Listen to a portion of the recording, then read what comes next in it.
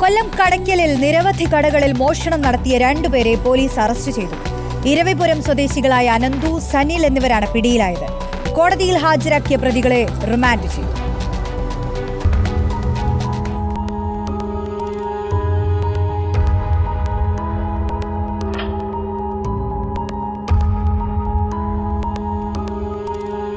വയസ്സുള്ള അനന്തു, 29 വയസ്സുള്ള സനിൽ എന്നിവർ കഴിഞ്ഞ മാസം 2-ാം തീയതി കടയ്ക്കൽ ടൗണിൽ പ്രവർത്തിക്കുന്ന തുണിക്കടയിലും സ്റ്റേഷനറി കടയിലും ഹോട്ടലിലും കോഴിക്കടയിലും ഫാൻസി കടയിലും ഉൾപ്പെടെ 6ഓളം വ്യാപാര സ്ഥാപനങ്ങളിലാണ് മോഷണം നടത്തിയത്. ബൈക്കിലെത്തിയ മോഷ്ടാക്കൾ പുലർച്ചെ വരെ പലയിടങ്ങളിലായി മോഷണം നടത്തി.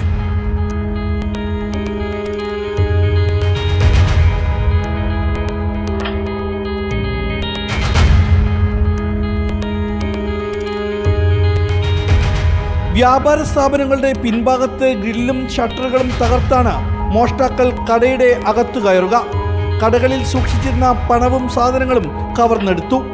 ഇതിനിടെ കടയ്ക്കൽ പോലീസ് CCTV ദൃശ്യങ്ങളുടെ അടിസ്ഥാനത്തിൽ അന്വേഷണം ഊർജിതമാക്കി. എന്നാൽ കഴിഞ്ഞ ദിവസം ബാലരാമപുരം പോലീസ് മറ്റൊരു മോഷണക്കേസിൽ ഈ പ്രതികളെ പിടികൂടി. പ്രതികളെ കൂടുതൽ ചോദ്യം ചെയ്തതിൽ നിന്നാണ് കടയ്ക്കലിലെ വ്യാപാര സ്ഥാപനങ്ങളിൽ നടത്തിയ മോഷണം പ്രതികൾ സമ്മതിച്ചത്. അനന്തുവിനെയും സനിലിനെയും കടയ്ക്കൽ പോലീസ് കോടതിയിൽ നിന്നും കസ്റ്റഡിയിൽ വാങ്ങി അറസ്റ്റ് രേഖപ്പെടുത്തി.